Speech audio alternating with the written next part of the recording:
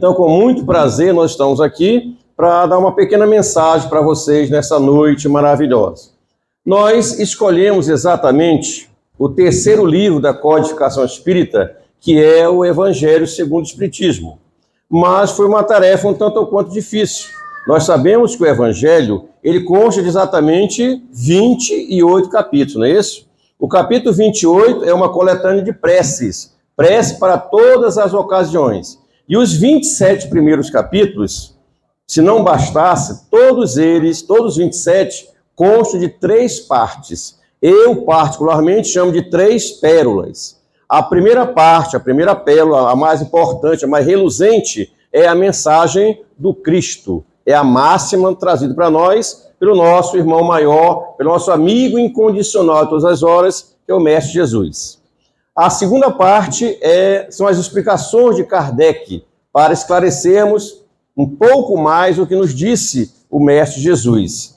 E se não bastasse, ainda tem uma terceira parte, a terceira pérola, que são as instruções dos Espíritos. Espírito de luz, Espírito dos nossos benfeitores, que nos trazem um terceiro esclarecimento sobre aquela mensagem trazida no início pelo querido Jesus. Vejam, em cada um dos 27 capítulos temos 3 pérolas, 3 coisas que vão enriquecer cada vez mais a nossa jornada evolutiva. E nós escolhemos para hoje o capítulo 15, os itens 1, 2 e 3. O capítulo 15, ele fala sobre a caridade. Fora da caridade não há salvação. Mas nós escolhemos os 3 primeiros itens que se refere de que precisa o espírito para ser salvo. Por que escolher esse tema? De que precisa o espírito para ser salvo? Todos nós aqui presentes temos plena certeza disso. Um dia na vida nós nos preocupamos com esse item, esse fator chamado de salvação. A gente acorda e pergunta se a nossa vida está de acordo com o nosso planejamento reencarnatório, com a nossa proposta reencarnatória, se estamos no caminho certo. A gente faz essa pergunta: será que eu estou alcançando a minha salvação? Será que eu vou ser salvo? Então, por isso nós trouxemos esse fator. Mas não esqueçamos que para nós espíritas, esse termo salvação, esse item salvação, ele é um tanto ou quanto diferente do que dizem as religiões tradicionais. Por exemplo, o que é que nos diz, o que é que nos traz as religiões tradicionais a respeito de salvação, que é o chamado ciclo espiritual? Elas dizem o seguinte: Deus nos cria e a gente vem para esse plano físico, nosso querido planeta Terra. Nós nascemos e vamos passar então por um ciclo de relacionamentos. A gente nasce, cresce, estuda, casa, tem filhos e no final de tudo a gente morre. Chega a hora fatal, nós vamos encarar a morte. E nos dizem as religiões tradicionais que a gente, após a morte, nessa ocasião de morte, nós estaremos presentes a um tribunal. Vamos ser julgados por um tribunal. E nesse tribunal, perante um juiz, uma pergunta será feita em relação à nossa pessoa. Foi uma boa pessoa? A resposta só pode ser sim ou não. Se a resposta for sim, foi uma boa pessoa, o destino é apenas um. Ele vai ser destinado ao que eles chamam de céu, né? Mas se a resposta for não, não foi uma boa pessoa, abrem-se 2 vertentes. Foi uma pessoa muito ruim ou mais ou menos ruim? Se foi mais ou menos ruim, ainda passa por um estágio intermediário, que é exatamente o purgatório, um estágio intermediário. Mas se ele foi muito ruim, o destino arder eternamente no fogo do inferno. É o que diz as religiões tradicionais. Mas para nós espíritos, o que é que ela diz? A gente, depois desse ciclo que nós passamos, nascer, crescer, reproduzir, etc, etc, etc, chega a hora fatal, que todo mundo vai passar por ela, que é a morte ou desencarnação. E aí, quando a gente chegar no outro plano, que é a nossa verdadeira pátria, nós não vamos passar por esse tribunal. O tribunal que vai nos julgar é a nossa própria consciência. É aí que começa a grande sabedoria de Deus, o amor de Deus por nós. Nós seremos julgados pela nossa própria consciência. É a nossa consciência que vai dizer se fomos ou não fomos uma pessoa boa, se estivemos ou não estivemos no caminho certo. Mas uma resposta vai ser feita para nós também. Vai precisar passar por um novo ciclo reencarnatório? Se a resposta é sim, nós vamos reencarnar de novo, queiramos ou não, né? É lei de causa e efeito, é lei de evolução, que vai voltar de novo para o querido planeta Terra. Mas se a resposta é não, nós vamos ficar por lá mesmo, auxiliando o nosso Pai Celestial nas suas imensas obras. Então perceba que para nós espíritas, para a doutrina espírita, salvação é atingir a plenitude, o grau máximo de perfeição moral. É aquilo que Jesus nos cobrou sempre, nos fala sempre, sobre a porta estreita. Quem conseguir passar pela famosa porta estreita, alcançou a sua salvação. Está em plenitude espiritual. Então, de que precisa o espírito para salvar-se, para ser salvo?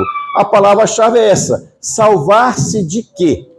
Salvar-se principalmente de nós mesmos, que a gente consiga, nessa existência, nessa reencarnação, mudar os nossos atos, a nossa trilha, para passarmos pela tão famosa porta estreita. Nesse capítulo 15 do Evangelho, Jesus nos mostra, de uma só vez, não sei se já prestaram atenção disso, 2 parábolas. Por que eu disse, não sei se prestar atenção nisso? É uma das coisas mais belas do mundo, você estudar, ler o Evangelho. A cada vez que você lê, você vai descobrindo coisas novas. Você vê esse capítulo de hoje, o 15, lê um pouquinho, descobre X de maravilha. Amanhã você lê o mesmo capítulo, já vai descobrir outras coisas maravilhosas que não descobriu na primeira leitura. E assim você vai galgando cada vez mais ensinamentos maravilhosos do Cristo que nos ajudam nessa caminhada para a nossa perfeição espiritual. Então, no capítulo 15, ele nos mostra 2 parábolas ao mesmo tempo. A parábola do bom samaritano e a parábola do juízo final. Mas quando se fala em parábola, muita gente sente um tanto com dificuldade para entender.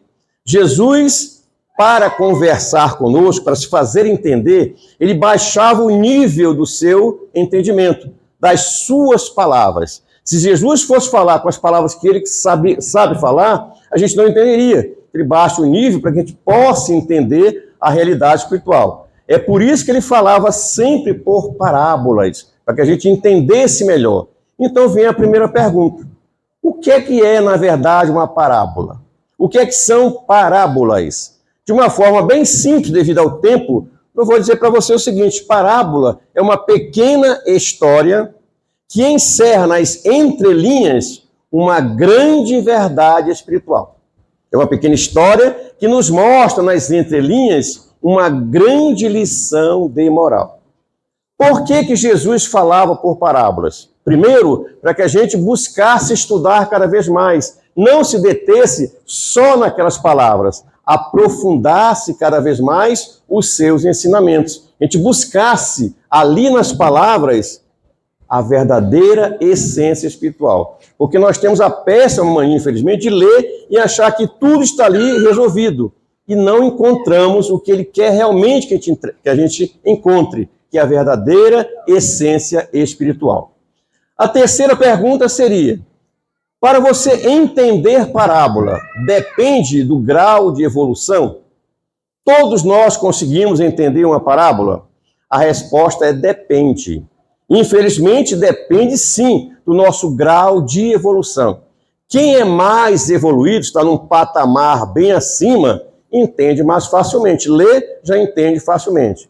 Quem está numa posição mais mediana, vai entender mais ou menos. E quem está ali mais abaixo, vai entender pouca coisa. É emblemática, mas eu vou contar a velha história que conto sempre quando eu falo de parábola, para você entender melhor. Nos conta uma historinha que um avô, todos os dias, ensinava os seus netos, ensinava o evangelho. Mas naquela noite ele resolveu fazer algo diferente. Ele apagou a luz, antes de apagar a luz, acendeu uma vela e apagou a luz. E fez aquele gesto com as mãos, usando a chama da vela, que era projetada na parede. Todo mundo já fez isso quando era criança, né? Ou até hoje ainda faz, né? Você usa as mãos, faz gesto e produz uma imagem de cachorro, de gato, de coelho na parede, não é isso? E ele fez aquilo e chamou os netos um por um. Chamou o primeiro. O que é que você está vendo projetado ali? O neto olhou bem e disse, não vejo nada, não distingo nada. Chamou o segundo, o que é que você está vendo? Ele observou bem e disse, eu estou vendo um cachorro. Tranquilamente é um cachorro. Chamou o terceiro e ele disse, é um cachorro, sim. E digo mais, é um cão policial por causa da posição ereta das orelhas. Aí eu pergunto para vocês, o que é que essa pequena historinha nos mostra? Você percebeu claramente graus diferentes dos netos para entender uma imagem projetada na parede. A mesma coisa acontece com o Evangelho, a mesma coisa acontece com as parábolas. O primeiro neto, que não instigava, não viu nada, tem um grau de evolução baixo. O segundo, que viu um cachorro, mediana. E o terceiro, que descobriu que era um cão policial, é mais evoluído espiritualmente. Então, você, para entender as palavras, precisa, sim, ter um certo grau de evolução. Mas como todos nós estamos a caminho, todos nós podemos chegar naquele nível de entender toda e qualquer parábola. Por que a primeira parábola do semeador? Está, quem gosta, né? Foi trazida para nós por Mateus, está no capítulo 25, que mostra exatamente o que você lê no capítulo 15. Fora da caridade não há salvação. Mas antes disso, você lembra aquele clássico diálogo entre o doutor da lei e Jesus. Lembram dele? Como eu não sei decorado também, eu trouxe aqui para a gente mostrar melhor para vocês.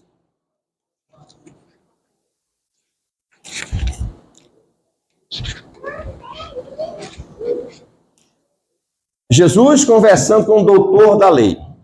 O doutor da lei pergunta, e nós sabemos que aquele doutor da lei sempre usava essas palavras para tentar Jesus, né? Tentar fazer com que Jesus errasse algum dos seus conceitos. Ele perguntou assim, mestre, o que é preciso fazer para possuir a vida eterna? Jesus respondeu-lhe, o que é que está escrito na lei? O que é que lês nela?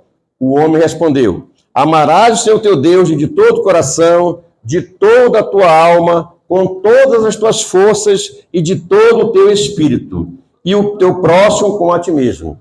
Jesus disse, respondeste muito bem, faze isso e viverás. Aquele diálogo poderia ter terminado ali. Jesus já respondera tudo para ele. Mas o homem, querendo tentar uma vez mais Jesus, fez aquela clássica pergunta, quem é o meu próximo? E aí Jesus nos conta aquela parábola, que um viajante estava indo por uma estrada e foi assaltado por ladrões. Os ladrões bateram bastante nele, ele ficou quase morto, deitado à beira de uma estrada. Passou do outro lado um sacerdote, viu aquela cena, somente olhou e passou em frente.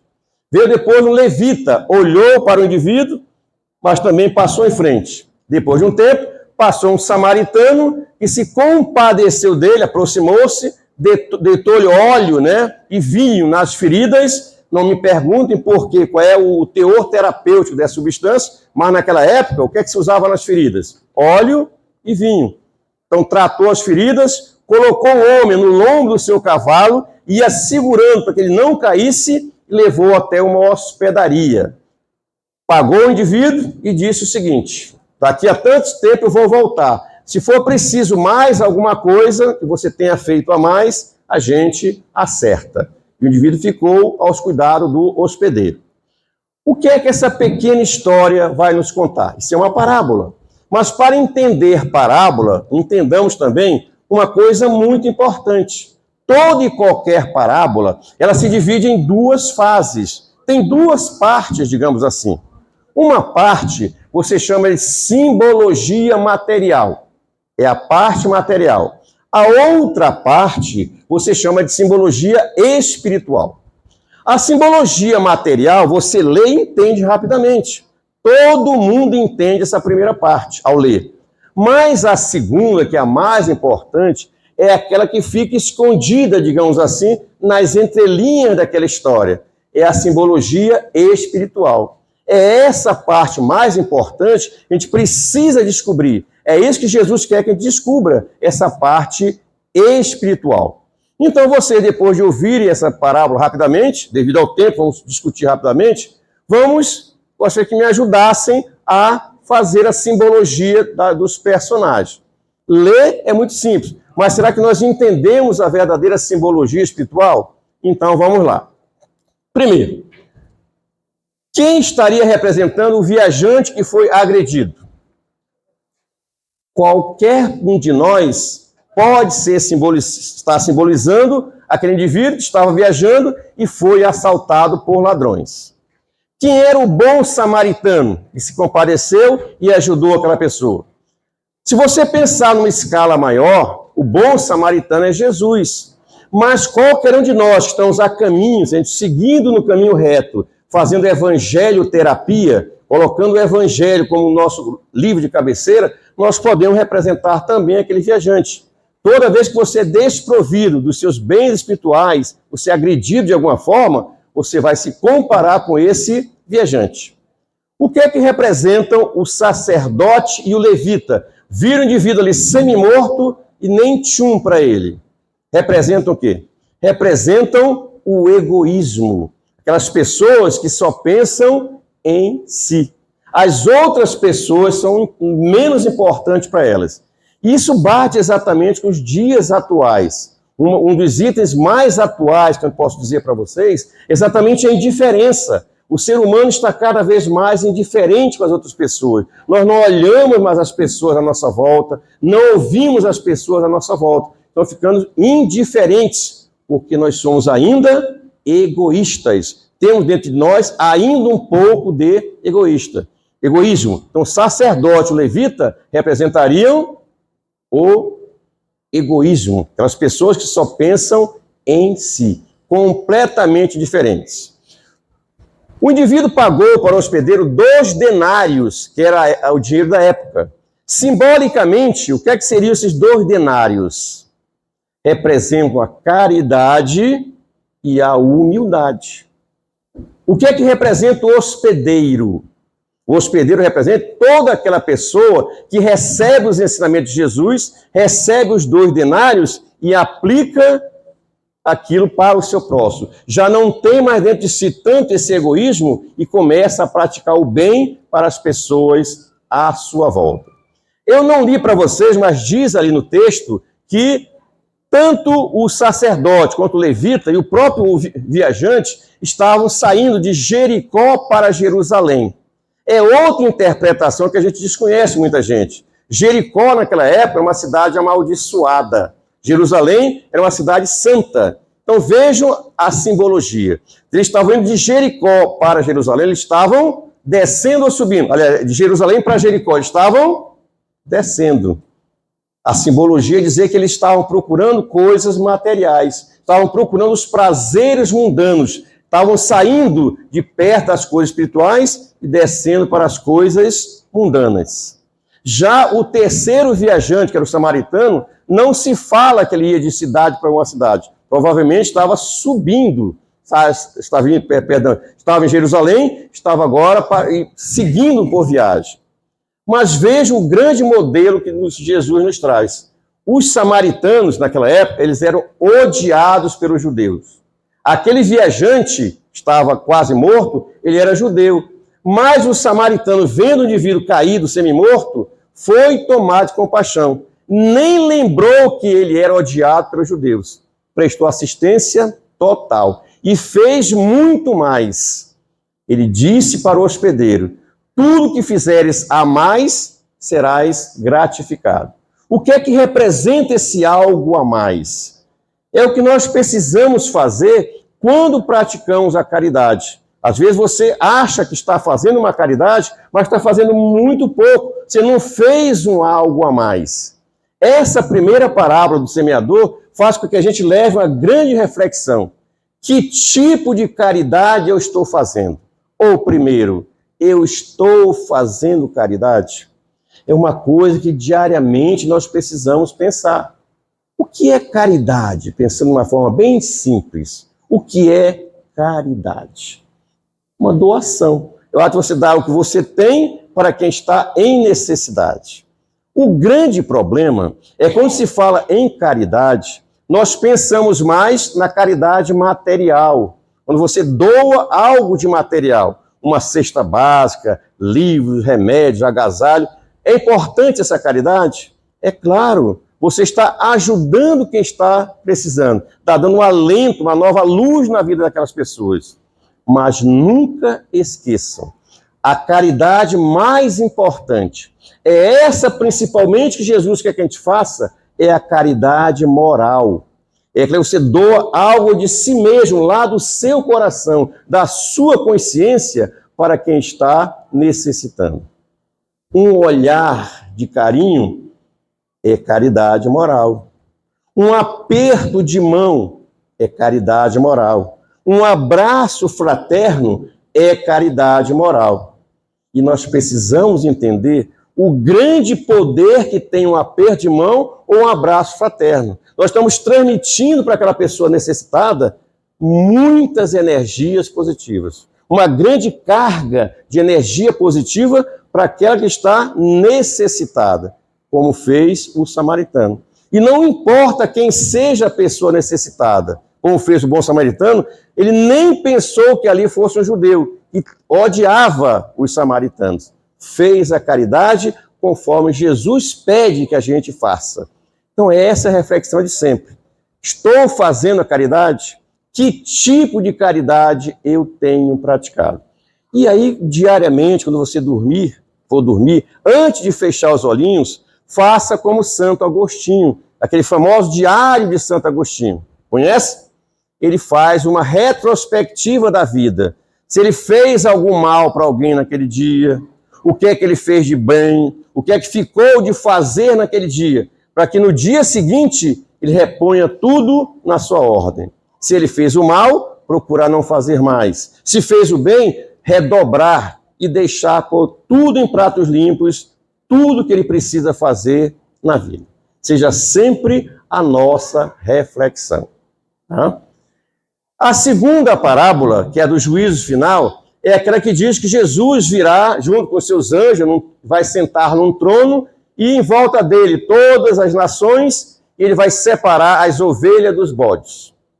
Muita gente, ao ler isso, interpreta só a parte material. Nós temos que tirar a simbologia espiritual. Qual é a grande verdade contida nessa parábola do juízo final? Está em Lucas capítulo 10.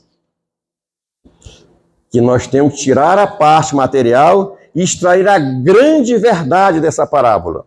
Qual é a grande verdade dela? Que todos nós, a cada um segundo as suas obras, vai seguir nessa ocasião que Jesus virá, aí depende das religiões, de alguma forma, ele virá nos colocar no lugar certo. À direita, os justos, à esquerda, os impuros. Não é que ele queira castigar todo mundo, que aqueles impuros vão arder por fogo do inferno para sempre. Ele está apenas mostrando, separando ali nessa ocasião, quem fez a caridade, quem praticou a caridade com o próximo, que vá para a direita dele. Quem não cumpriu caridade, quem não foi caridoso com o próximo, que siga para o seu lado esquerdo. Felicidade para os justos, infelicidade para os imperfeitos ou para os impuros. É o que nos diz a segunda parábola. E o que é que você vai entender por isso? É só lembrar nesse capítulo 15, o item 2, ele diz exatamente o seguinte: toda a moral do Cristo, tudo que o Cristo nos ensinou, você pode resumir em duas palavras. Toda a moral do Cristo se resume na caridade e na humildade.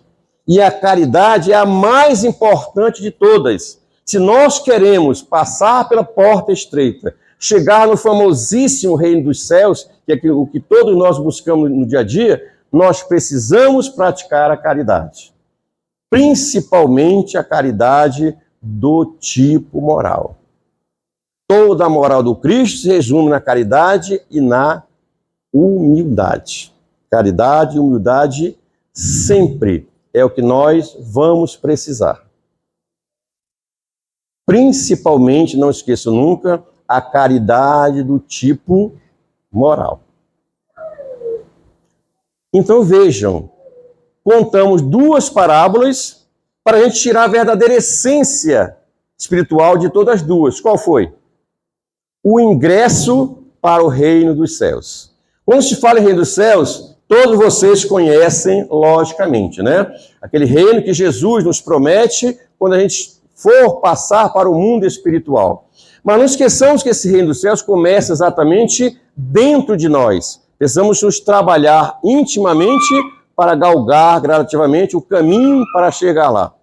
Mas só vai entrar lá mediante um ingresso. Vai ser cobrado o ingresso da gente. Qual é o ingresso para chegar no reino dos céus?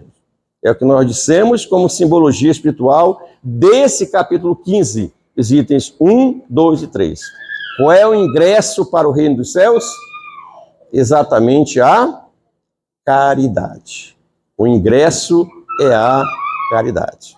Quando a gente chegar do lado de lá, aquela perguntinha vai ser feita para a gente. De uma outra forma, foi uma pessoa boa ou uma pessoa ruim? Para nós espíritas, a pergunta é diferenciada, é claro. A gente pensa de uma forma diferente, perdão. Vai ser perguntado se a gente fez ou não fez a caridade. Seguiu junto com os nossos irmãos. O doutor da lei perguntou, quem é o meu próximo? E eu reponho para vocês. Quem é o nosso próximo? Quem é que eu posso chamar de próximo verdadeiramente? Próximo não basta estar junto do meu lado. E às vezes no nosso ambiente de casa, do trabalho, na escola, pessoas estão juntas de vocês, mas vocês com toda certeza não chamariam de próximo. Próximo, conforme o entendimento de Jesus, é aquele que vibra junto conosco, mas vibra positivamente. É aquele que está ao nosso lado, mas com o coração, com a consciência, e não só estar junto fisicamente. Não só fisicamente. E que esses nossos próximos, que vibram conosco, estão mais aptos, vão receber maior ajuda dos nossos benfeitores espirituais. Tenham plena certeza disso. Vão receber essa graça dos nossos benfeitores espirituais. Então, foi dado o nosso recado de hoje. Ingresso no reino dos céus, apenas a caridade. É o item mais importante. Mas pensemos, que tipo de caridade eu estou fazendo? Quando eu fizer a caridade, eu vou dar largos passos no caminho da salvação. Para o Espiritismo, salvação é alcançar o grau máximo das perfeições morais. E nós temos uma grande coisa, uma grande ferramenta, é seguir o nosso Mestre Jesus. Tenho certeza que ele não desiste da gente. Todos os dias está à nossa frente a nos chamar. Abre o teu coração e me deixa entrar. Eu sou apenas irmão, eu só quero ajudar. O amor de nós dois pode o mundo mudar. Abre o teu coração e me deixa entrar. E quando a gente abrir o coração para Jesus, qual vai ser a grande consequência? É saber que nós estamos no caminho certo para a nossa salvação, que é a busca da plenitude. Mas na consciência e no coração, temos que trazer junto a caridade. O item maior que Deus quer de todos nós. De que precisa o Espírito para ser salvo? Caridade e humildade. Vão atrair para si todas as perfeições, virtudes que nós precisamos. Então, muita paz para todos nós. Fiquemos com o nosso querido Mestre Jesus.